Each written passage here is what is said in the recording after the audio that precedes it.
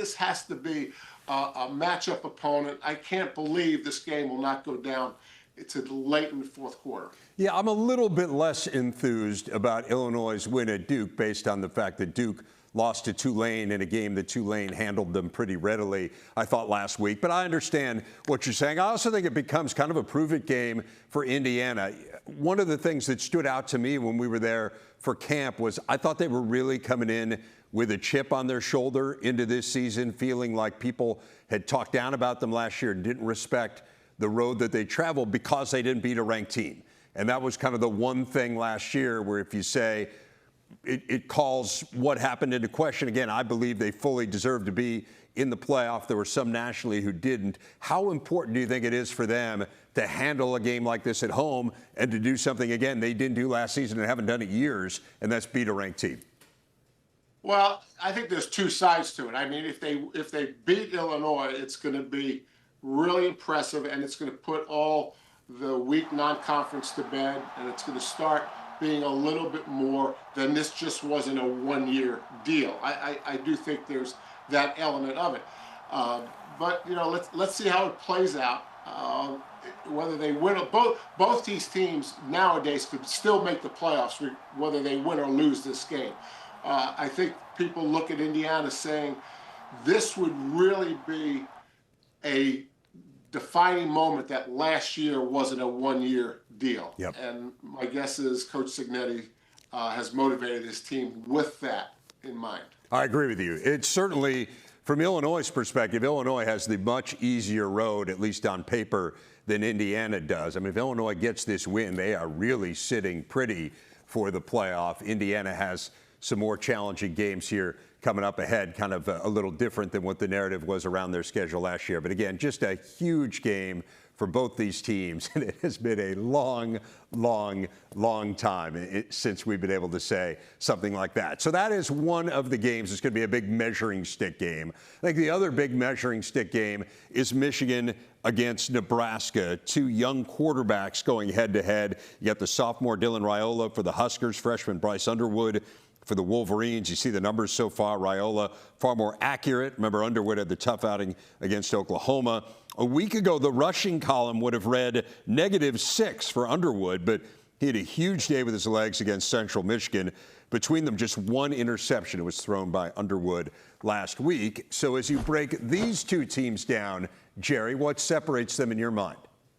Yeah, there's a lot of separation. I'll start with schedule. The fact that Michigan went into Oklahoma, their freshman quarterback had an average day because he was tested for the first time since being at Michigan. So you look at the both quarterbacks, obviously they're of different style, right? Underwood is a threat in the run game, not only by scrambling, but by play design. Dylan Raiola is not a threat in the run game. So there's a major difference there. The other thing is Michigan is a much more physical team, and you really see that with the offensive line of both teams. And this really distinguishes these two teams. Michigan's offensive line is more of a gap scheme, more of an aggressive attacking offensive line. Nebraska is more of a zone team that fits well with their passing attack. But there is a significant difference in that part of the game. The other difference is the schedule that Nebraska has played. There was never really a pass rush that they were challenged with. We've seen all the numbers. The passing numbers are incredible. Yeah. But they've never faced a team that can really pass rush. Michigan can do that. And because of the weak schedule, they've never faced a back end, a secondary, where it was hard to break coverage. So I would think the biggest challenge for Nebraska's offense, they have to keep the run game involved in the game plan. This can't become a pass rush where the only thing Nebraska's trying to do is throw the ball against Michigan's defense. First of all, they're going to have protection problems, and they're going to have breaking coverage problems. So these are drastically two different styles of play. Yeah, no doubt. And Nebraska has been really reliant on Emmett Johnson running the ball. But as you say, and we're seeing the highlights here, it's much more of a passing attack. To your point, they've only given up 9 tackles for loss, but I think a lot of that is a function of who they played. I want to ask you kind of a similar question of what we were talking about with Indiana. And we've been talking about this with Nebraska now. They haven't won a game against a ranked team, Jerry, in 9 years. The last time was they beat Oregon in 2016. They've lost 27 in a row. The schedule laid out so beautifully for them to get this game at home against a Michigan team that is ranked, but I think we can all agree is also a team in transition, a team without its head coach all week this week in Sharon Moore. Remember, last week he could participate in practice. It was midnight the night before the game where he had to separate from the team, but he's away from the team all week this year. Kind of a similar question to what we were talking about with Indiana, but how important is it for Nebraska put all those streaks behind them and show that this year is different and that maybe we should be talking about them as a CFP contender? Well, I would say to you, one of the reasons it's incredibly important is that the style of play that Michigan is going to play against Nebraska is going to be the most successful style of play in the Big Ten. If you look at Oregon, they're a physical team. If you look at Penn State, they're a physical team. If you look at Ohio State, they're a physical team. And so the best teams in this conference are going to play at the line of scrimmage a similar style. Out of sight, but not out of mind. The Washington Huskies off last week made quite an impression last time out, scoring a touchdown on every drive against UC Davis, putting up some huge offensive numbers early on thanks to outstanding performances from Damon Williams and Jonah Coleman, who leads the nation in touchdown runs despite the fact he's only played 2 games. They get Washington State this week. Ashley Adamson now with Huskies coach Jedd Fisch. Coach Fisch, great to see you. Thanks so much for making the time. I know fans and obviously your team are fired up for the Apple Cup, but I want to start with your first bye week. It seemed almost like too early in the season, but what was valuable about having that reset just a couple of weeks in? Yeah, at first when I saw the schedule, I thought it was going to be too early, but it really wasn't. We wound up having a 4-week training camp and then 2 weeks of the regular season. So it's 6 weeks in, and then we had a bye week, and then we have another 6 weeks, and then we have another bye week.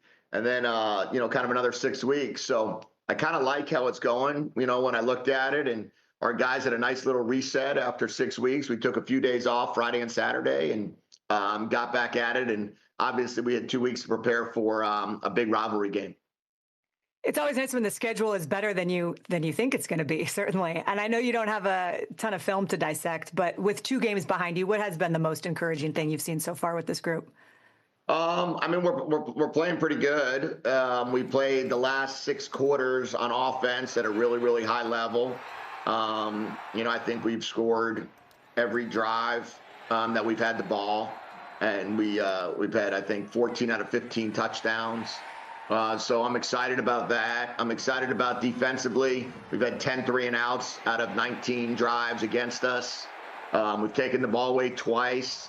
So we're doing some good things, but we know the competition is going to continue to get harder, and we're going to have to play better each week on both sides of the ball. And then in special teams, we scored a touchdown, which was pretty cool. We haven't done that, so we got to continue to do that as well. Well, and before we get specifically to the Apple Cup, I just get your thoughts on Damon Williams Jr. He has been efficient and explosive. And again, you just went through how well everything has been going. As that competition continues to get harder, what's the next layer of growth that you're already seeing that has you excited for him?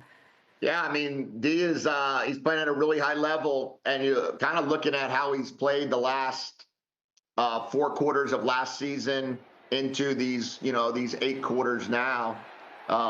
He's extremely efficient with the football. He's very smart completion percentage wise. He's up in that 75% range. We've only had to throw the ball about 25 times a game, 24 times a game the first 2 weeks of the season. He's using his legs efficiently. I think he has over 120 yards rushing, 60 yards a game. Has touchdowns with his legs, have touchdowns with his arm. So he's doing well. He's doing nicely. There's a lot that we can always continue to clean up. But right now, he's playing at a nice level. He's playing at a good level. He's had a good day of practice on Sunday. And today we got to go out and have even a better day. All right, so 117th Apple Cup coming up on Saturday. And if you look at Washington State, you talked about this in your press conference, but their quarterback situation is a little bit unsettled. They played 3 different guys last week. And so, defensive coordinator Ryan Walters has to prepare for all 3 of those guys. I'm curious, after working with Walters for a couple of games, what have you learned about how he sees things and your in-game communication? Yeah, he's got a great demeanor about himself all throughout the week and throughout the game. There's really no change in regards to how we communicate during the game versus how we communicate during the week. He's got great command of the defense, but also a great command of what he's getting on offense. He can see and adjust quickly in terms of how a team wants to attack us. Even the last game, we felt that Cal Davis was going to come out and try to go fast, high tempo, and instead they took the opposite approach and wanted to try to slow the game down. And, how quickly you recognize it. And then at halftime, they made a quarterback change. So how quickly you can make that adjustment as well to two different styles of quarterback play. We're going to have to do the same thing this go around. We really don't know who's going to play quarterback for Washington State. There's really three guys that are all playing and really two different skill sets. So we have to prepare for both skill sets and then see how it goes on Saturday at 4:30. I know rivalry games obviously always bring extra emotion. You've been involved in a lot of great in-state rivalries in your career. In today's college football era, does it feel different? Or I guess what's the process to get this group ready to play in the Apple Cup on Saturday? Yeah, I do think it's different. I think back in 2009 when it was Minnesota versus Wisconsin, back in 2013 when it was 12 when it was Miami versus FSU, and then 16, 15, Ohio State, Michigan. Those games were all, and then the last 3 years with Arizona and Arizona State, things started changing because your roster didn't play in all 4 years of games. Probably 35 new players. So those guys didn't even play in last year's game. I'm hopeful that, we can continue to build our team through recruiting so we have less turnover and more guys stay for multiple years, but it certainly is different than it once was. Yeah, no, well said. And I know last year's game was painful, especially for the guys who were part of that one, another one of the games last year that came down to the end. You've got a guy who's on your team now who was on the other end of this rivalry last year, and Tariq Alukto. He brings a different perspective. Obviously, he was 3 seasons as a Coug. He was part of that 4th down goal line stand. Have you had any fun with him about his role in that? How have you talked to him about this game coming up? Yeah, no, I haven't had any fun with him about that. That was not one of those great moments. And the year before, it was the 11-0 Huskies versus the 5-6 Cougs, and it was 4th and 1 with a minute left, and Rome, they ran a reverse, and they got down in there, and then Grady Gross kicked that field goal. So these games have come down to 4th and 1 2 years in a row. I've had Buddha talk about that no matter what the records were. I mean, it was 11-0 versus 5-6 in 22, and then in 23, excuse me. And then obviously we know what it was like with Delora in 21. We know what it was like when they went to Pullman in 22. So this game has been 2-2 the last 4 years. And we certainly talked about that, but Buddha is going to be a huge part of the Huskies this year as a starting linebacker for us in this game. I know you're glad to have him on your side of things. One last thing before I let you go. You guys have played such clean football through 2 games. I know you've talked about you've been pleased where you are with penalties. Rivalry games, even if it's people's first time experience, that they do tend to test leadership differently. What is your message to your guys this week about composure and decision making in those tight spots for a game that's had a lot of emotion over the years? Yeah, I talked to our team about that yesterday, and I specifically said we're averaging, I think, 5 penalties a game, 5.5 penalties a game. There should be no difference. The average shouldn't go up because we're playing a rivalry. We're averaging, 0.5 turnovers. That shouldn't go up because we're playing a rivalry. Those are the things that shouldn't adjust, right? We have to be disciplined. We have to play our game. We can't allow the elements of going to Pullman affect our game. And that'll be the biggest challenge for our team. And if we do that, then, I'll be excited about the way we play. And if we don't do that, then I'll be very concerned. Well, we are excited to watch you guys play. Best of luck. Enjoy the Apple Cup, and we'll be watching. Thanks so much for making the time today, Jedd. Thanks, Ashley. Good talking to you. Back with Jerry DiNardo. Coach, you've watched Damon Williams on tape. What have you seen? Reverend, you said Washington's under the radar a little bit. Damon Williams is way under the radar. I want to show you 3 plays that will sum up what Damon Williams is all about and what he can do. He is an extraordinary athlete, and these 3 plays are going to just show you what he will do every week. Okay, now, Jedd Fisch is a big part of this. There's a deep threat. Almost every time they throw the ball, there's a deep threat, and Damon Williams can make that throw. How about the confidence Jedd Fisch has on this play? Coming out of their own end zone, he calls an RPO, which means that Damon has to read the defense and get the ball out of his hands. And then this thing is invaluable in college football, even in the NFL nowadays, where a quarterback can run the decide option and be a real factor in the run game. So Jedd Fisch and Damon Williams, they're quite the pair, I'm going to tell you, and it's just the beginning. They are going to be really explosive on offense as the season goes on. Right, and it's pretty nice to also be able to just turn around and hand it to Jonah Coleman as well, who might be the best running back in the country, certainly on a very short list for that. So they are dynamic offensively, again, heading into a big rivalry game this weekend. And they are not the only ones with a rivalry game this weekend. That also applies to Oregon. The Ducks come in undefeated, ranked 6th in the nation, started the year beating Montana State and Oklahoma State by a combined 112 points, pummeling the Cowboys by a staggering 66. They got a little more of a battle this past Saturday against Northwestern in their conference opener, getting out of Evanston with a 34-14 win. Put it all together, and you're looking at one of the most dominant starts in the country among the top handful of teams nationally in scoring, yards per play, third down conversion percentage, and plays of 40 yards or longer. They did allow the final 14 points of that game against the Wildcats, a finish which frustrated Dan Lanning. I got a little sour taste in my mouth with the way we ended, right? We got to be able to win the 4th quarter, but ultimately, I saw some good play. There's going to be some stuff we can build off of. Feeling you were going to say that, but I do want to ask about your quarterback. Look, you describe him as someone who's a great football player, but a better person. That's what everyone says. How high is his ceiling for Oregon? Yeah, it's unbelievably high, right? We go with the quarterback. We got a really good one here. You mentioned to us you want adversity. Was this enough adversity for this team to learn from today? We got some stuff we can learn from, for sure. I think that's true, and I know the touchdowns were in garbage time, Jerry. So to a certain extent, you can say, well, they were up 34-0 midway through the 4th quarter. But this is a game where Northwestern was a couple plays away from really being in it. If you take out the sacks, they averaged nearly 5.5 yards per carry. Remember, they're without Cam Porter, who's out for the year. They had struggled in 4th and short situations to run the ball against Western Illinois the week before. I know they put up a lot of yards, but in short yardage situations, they had a hard time. They moved it pretty well for a while there against Oregon. Can you give some credence to what Lanning was talking about there? Yeah, absolutely. I think it speaks to the emotion of the game. I want to take you through 3 weeks, okay? Dan Lanning comes off the field after beating Northwestern, and he's not happy. You can call it an ugly win if you want. Give Northwestern a lot of credit for how tight the game was. Now he's going in to play an Oregon State winless team. He has the advantage of saying last week was unacceptable. He can coach positively because they won the game, but he can show the players on video, and they do tremendous work with the staff with video examples. So now he's going into a winless Oregon State. They better be ready for a rival. I always think rival games, if you're the underdog, it could mean 7 to 14 points, especially if the favorite is a big favorite in this situation. So he can get the Oregon team ready based on his comments that we just watched.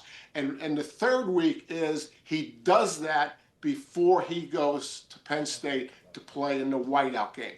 Emotionally, this is absolutely perfect. You win a Northwestern game, but you're not happy. You can coach after a win in a positive way. You better get ready for a rival game. And the trajectory is up because pretty soon you're going to wind up in State College in a whiteout. And that's a rare experience, and you better be ready for that one. It's going to be an absolutely huge game. And again, I don't think any of this speaks negatively about what the Ducks have done to this point. They're a team that is certainly on a short list of teams I think that could win the national championship. We were talking about them in that vein last week. But again, some things to work on. And to your point, timing-wise, it couldn't work better. It's going to be an enormous, enormous game in State College next week. Cannot wait for that one. Well, you get a chance to see the Ducks as they get ready for that game. It is here on the Big Ten Network on Saturday, one of college football's great rivalries. We've got it covered from every angle. It starts with Big Ten Tailgate live from Eugene, then countdown to kickoff takes you inside Autzen before the 6th-ranked Ducks battle the Beavers. Coverage begins at 1 Eastern, 10 a.m. Pacific on the Big Ten Network and the Fox Sports app. Shiano, Rutgers off to a really nice start. What has stood out to you about this Scarlet Knights team? Well, before I answer that, Reverend, how about two coaches that see the game the same way? I mean, they're going to play one another this weekend because they coach a lot of the similar ways. I said before the season that I thought Rutgers could have the best roster they've had being the second time that Greg started coaching at Rutgers, but they also have the most difficult schedule that Greg has had since he's been back to Rutgers. And I think this game is obviously one of the reasons I felt that way. This will be a tough game. It'll be played at the line of scrimmage. It'll be a run game emphasis, a defensive emphasis. It'll be typical Greg Schiano and typical Kirk Ferentz football.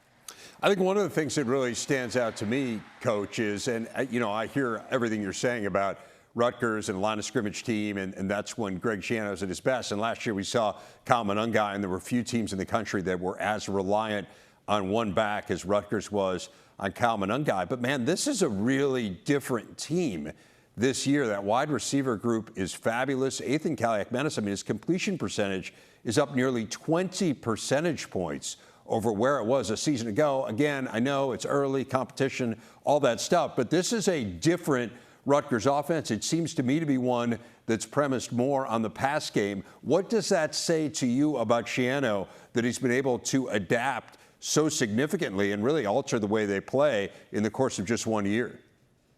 Well, I mean, Greg's been around a long time. I mean, he knows how to adjust to his roster.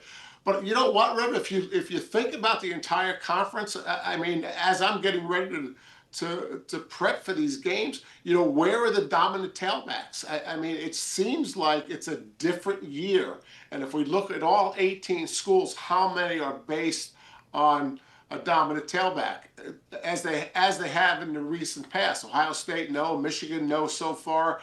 We talked about Jonah Coleman at Washington, but it seems like the entire conference this year is a little bit more pass heavy than it's been. Oh, it's a great point, no doubt. And I think part of that is just the quarterbacks are awfully good. You've got certainly one who's playing extremely well in that game, and Ethan Kaliakmanis. We'll see whether Mark Gronowski can ride a little bit of that wave of the performance last week against UMass and maybe get to the point where people thought he would be. And as we turn our attention to USC and Michigan State, I mean, both of these quarterbacks have been outstanding so far. Jade Maava putting up unbelievable numbers. Aiden Childs has played really well. What do you see when you match those two up against one another? Reva, when the 4 West Coast schools came to the Big Ten, I mean, these are the matchups that just the history of college football. I mean, Michigan State and USC have been 2 big-time brand names in the past. And now to be playing one another as conference opponents, I just think it's extraordinary that has happened in the last 20, 30 years, what college football has gone through. Absolutely, with USC, they are quarterback-based. They are offensive-based. Lincoln Riley, I mean, talk about someone that can call a game. I mean, his reputation about being a great play caller is well-deserved. When I watch them on tape, regardless of whether they throw the ball deep, almost every pass concept has a deep receiver.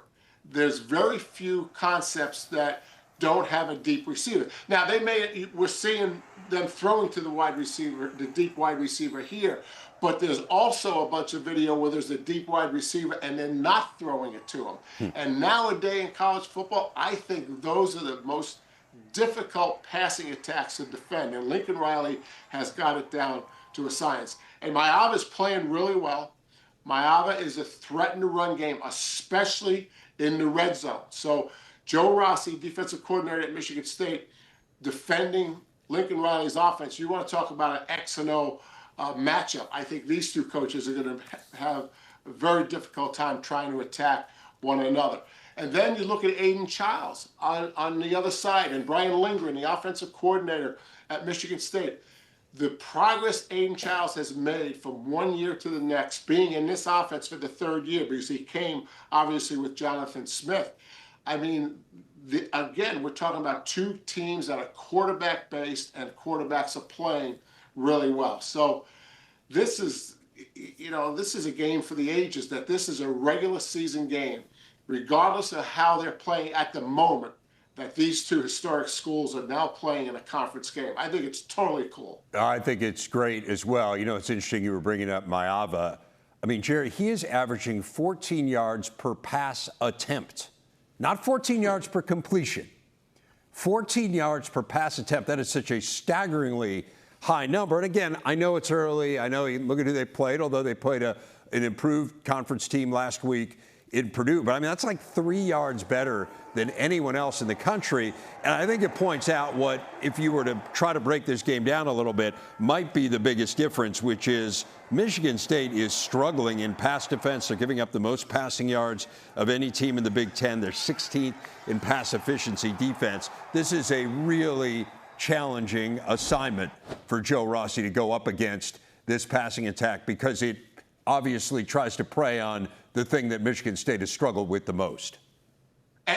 I would agree 100%. And to make it worse, remember, the USC offense is starting to look like what I always say about Oregon. They're physical in the run game and explosive in the pass game. The USC offensive line over the past few weeks has really come on.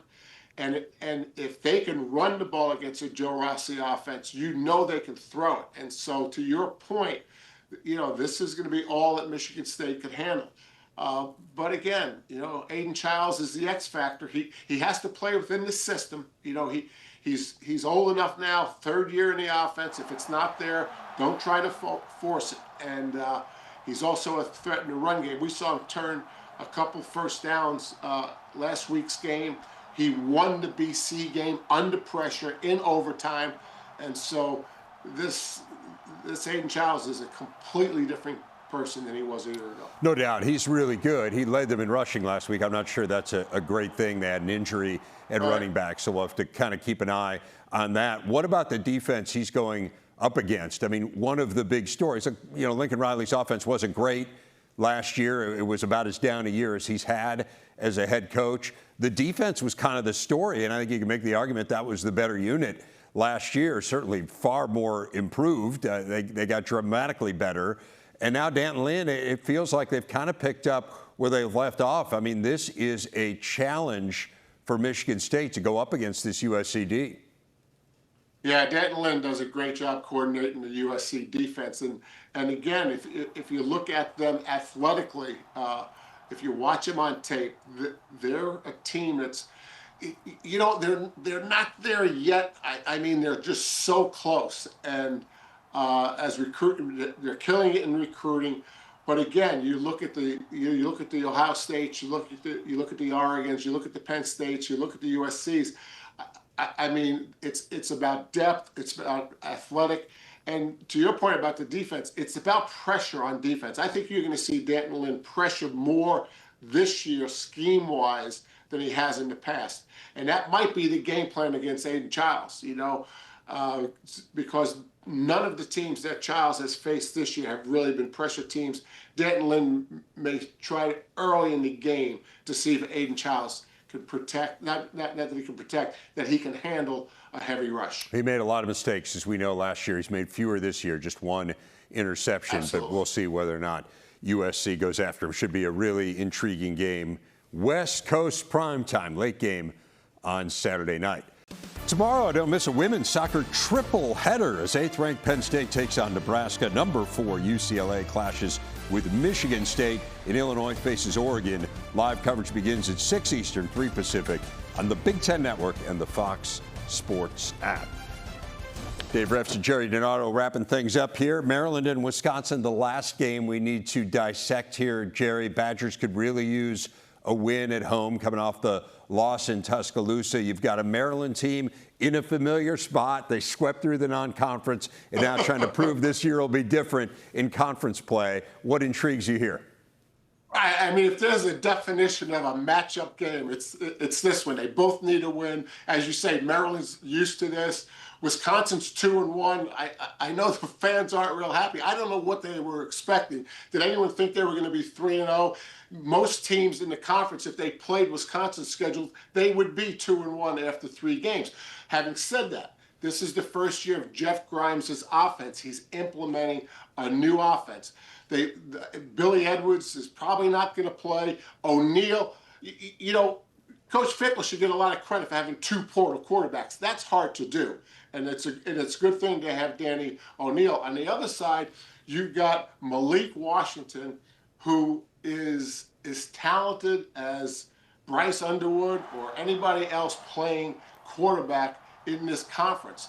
Now, he hasn't had any conference game reps, and this will be a little different going against a Wisconsin defense that will not be afraid to pressure a young quarterback. I think most defensive coordinators would tell you that's what you should do.